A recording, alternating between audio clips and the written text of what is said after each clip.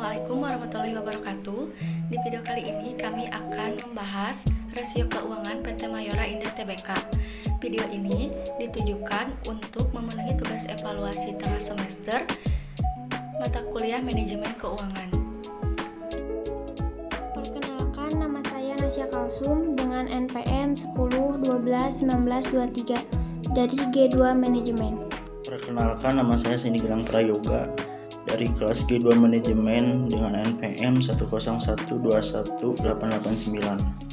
Perkenalkan, nama saya Maya Asyami Fitri dari kelas G2 Manajemen dengan NPM 10121886. Perkenalkan, nama saya Risma Yanti dengan NPM 10121902. Perkenalkan, nama saya Hafifah dengan NPM 10121899.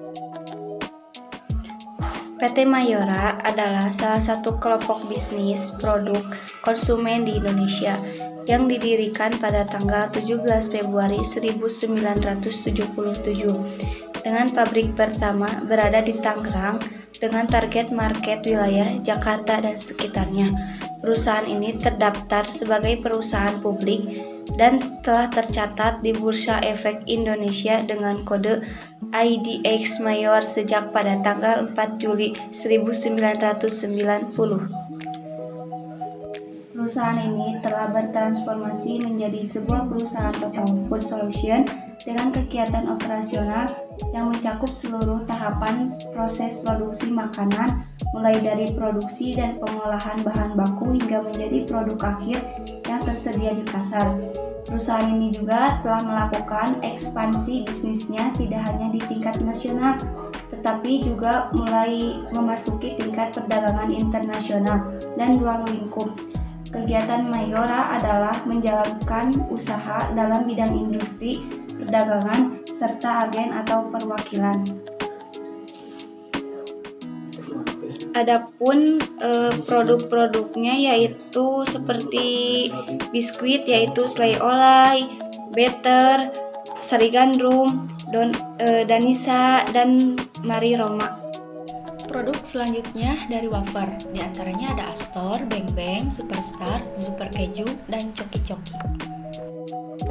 Produk selanjutnya permen, ada Kopiko, Kiss, dan Tamarin.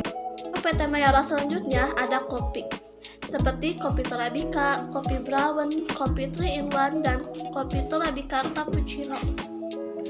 Dan terakhir ada minuman seperti Vitajon, teh pucuk harum, dan Kopiko.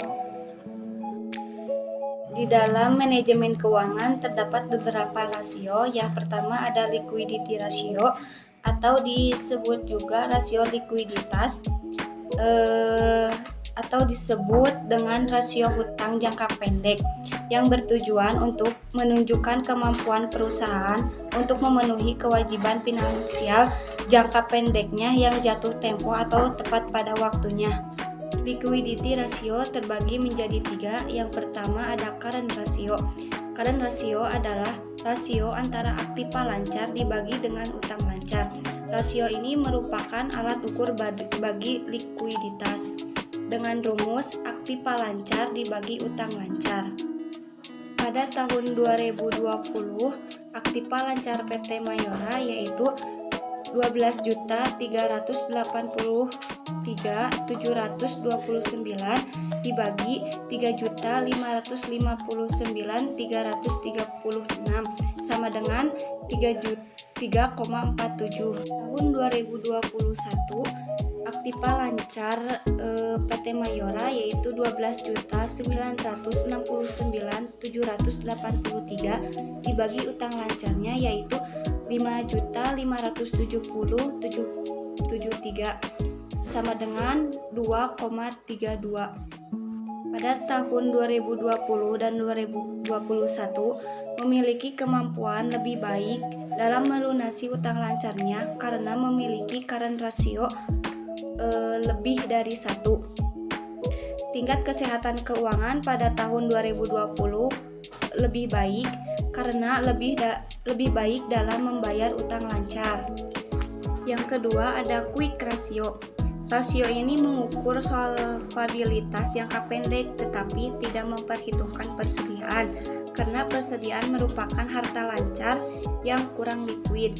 Dengan rumus aktiva lancar dikurangi persediaan lalu dibagi utang lancar.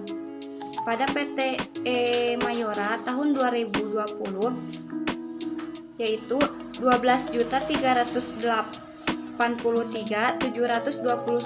dikurangi 2.805.11 dibagi 3.559.336 sama dengan 2,69. Dan di tahun 2021 12.969.783 dikurangi 3.034.214 dikurangi dibagi 5.570.773 sama dengan 1,78. Selanjutnya, cash ratio. Cash ratio mengukur kemampuan perusahaan dalam jangka pendek untuk melunasi hutangnya atau liabilitas dengan menggunakan kas dan setara kas yang dimiliki. Dengan rumus cash ratio kas dibagi utang lancar.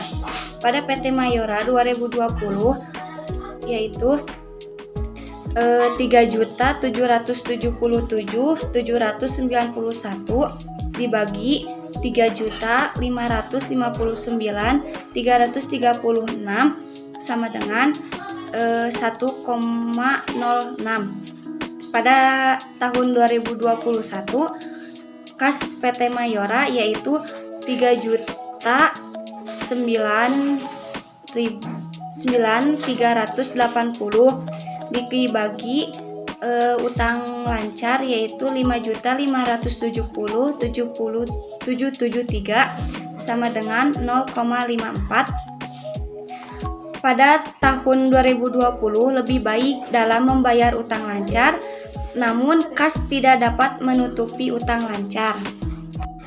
Selanjutnya ada activity ratio. Yang pertama, perputaran total aktiva atau total asset turnover atau TATO. Mengukur efisiensi penggunaan aktiva secara keseluruhan untuk menciptakan penjualan. Rumusnya total asset turnover sama dengan penjualan dibagi total aset. Adapun contoh soalnya, perputaran total aktiva 2020 sama dengan 24.476.953 dibagi 12.383.729 sama dengan 1,97. 2021 sama dengan 27.945.558 dibagi 12.969.783 sama dengan 2,15. Selanjutnya, perputaran piutang atau receivable turnover. Mengukur aktivitas dari piutang perusahaan. Semakin tinggi rasio ini, semakin baik pengolahannya. Adapun rumusnya, receivable turnover sama dengan penjualan dibagi piutang usaha. Contohnya 2020 sama dengan 24.476.953 dibagi 5.333.380 sama dengan 4,58. 2021 sama dengan 27.904.558 dibagi 5.552.851 sama dengan 502. Adapun activity ratio day sales in receivable menunjukkan dalam beberapa hari rata-rata piutang dapat tertagih. Rumusnya day sales in receivable sama dengan 365 hari dibagi receivable turnover. Adapun contoh soalnya 2020 sama dengan 365 dibagi 4,05 sama dengan 79,69. 2021 365 dibagi 502 sama dengan 7270. Selanjutnya perputaran persediaan atau inventory turnover atau disingkat ITO, mengukur beberapa kali dana yang ditanam dalam persediaan inventaris ini berputar dalam satu periode. Semakin tinggi rasio ini maka semakin baik. Adapun rumusnya, inventory turnover sama dengan harga pokok penjualan dibagi persediaan. Ada contohnya, 2020 sama dengan 17,177.830 dibagi 2.805.11 sama dengan 6,12. 2021 sama dengan 20.981.574 dibagi 3.034.214 sama dengan 6,91. Selanjutnya ada aktiviti rasio atau perputaran aktiva tetap atau fixed asset turnover, mengukur seberapa besar tingkat kemampuan perusahaan dalam memanfaatkan aktiva tetap yang dimiliki secara efisien dalam rangka meningkatkan pendapatan. Rumusnya, fixed asset turnover sama dengan penjualan dibagi aktiva tetap bersih. Adapun contoh soalnya, fixed asset 2020 sama dengan 24.476.953 dibagi 6.043.201 sama dengan 4,05. 2021 sama dengan 27.904.558 dibagi 6 376.788 sama dengan 4,7. Di sini saya akan menjelaskan tentang financial leverage ratio. Di dalam financial leverage ratio ada debt to total asset ratio, debt to equity ratio, dan time interest earned atau TIE. Yang pertama ada debt to total asset ratio. Pada tahun 2020, debt to total asset ratio sebanyak 8.506.032 dikali 100% dibagi 12.383.729 dengan total hasilnya 0,68 atau 68%. Yang pertama ada debt to total asset ratio. Debt to total asset ratio dengan rumusnya total utang dibagi total aktiva dikali 100%. Pada tahun 2020 sebanyak total utangnya 8.506.032 dibagi total aktiva 12.383.729 dikali 100% dengan hasilnya 0,68 atau 68%. Pada tahun 2021, total utang sebanyak 8.557.621 dibagi total aktifanya 12.969.783 dikali 100% dengan hasilnya 0,65 atau 65%. Yang kedua ada debt to equity ratio. Dengan rumusnya, total utang dibagi total modal sendiri dikali 100%. Pada tahun 2020, total utang sebanyak 8.506.032 dibagi total modal sendiri sebanyak 330.500 dikali 100% dengan hasilnya 0,02 atau 2%. Selanjutnya ada time interest earned atau TIE. Dengan rumusnya, laba sebelum bunga dan pajak dibagi beban bunga dikali 1. Laba sebelum bunga dan pajak sebanyak pada tahun 2020 sebanyak 2.098.999 168 dibagi beban bunganya 350.822.336 dikali 1 dengan hasilnya 0,005. Pada tahun 2021, laba sebelum bunga dan pajak sebesar 1.211.52 dibagi beban bunganya sebesar 320.535.214 dikali 1 dengan hasilnya 0,03. Selanjutnya, profitability ratio. Yang pertama ada margin laba kotor. Rumusnya laba kotor penjualan dikurangi penjualan dikali 100%. Contohnya pada tahun 2020, laba kotor penjualannya 7.299.122 dibagi 24.476.953 dikali 100% sama dengan 29%. Pada tahun 2021, laba kotor penjualannya 6.922.9083 dibagi 27.944.558 dikali 100 sama dengan 24. Yang kedua, margin laba bersih. Rumusnya laba setelah pajak dibagi penjualan dikali 100%.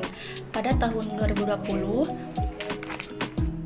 laba setelah pajaknya 49.718.323 dibagi 24.476.953 dikali 100%. Hasilnya 2,03.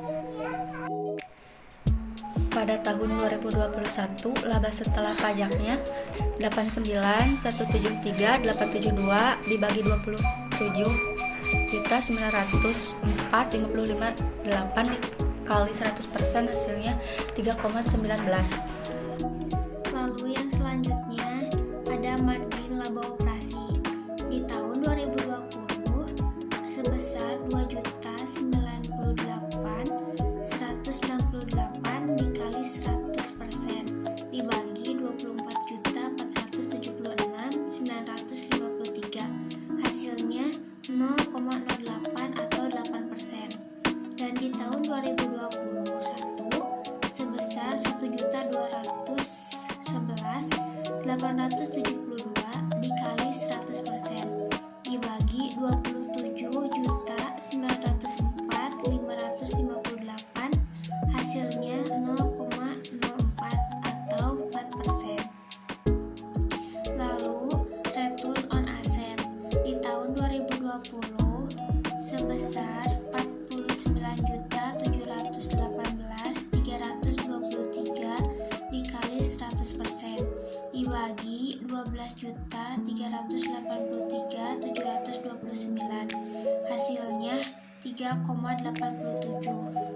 Dan di tahun 2021 sebesar 89.173.872 dikali 100% dibagi 12.499.783, hasilnya 6,87.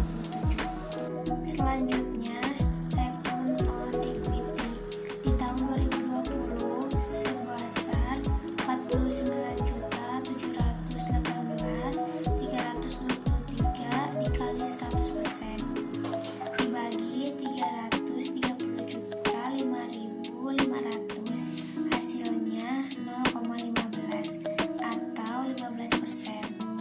Di tahun 2021 sebanyak 89.000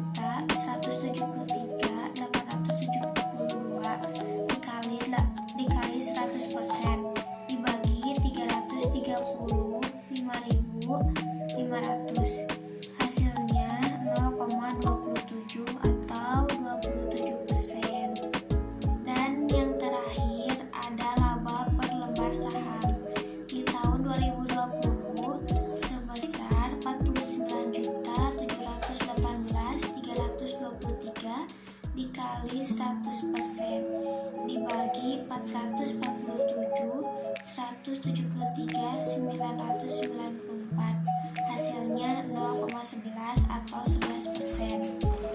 Dan di tahun 2021 sebesar 89.173.872 dikali 100% dibagi 447.173.994, hasilnya 0,19 atau 19%. Sekian penjelasan dari kelompok kami mengenai analisis rasio laporan keuangan PT Mayora Tbk.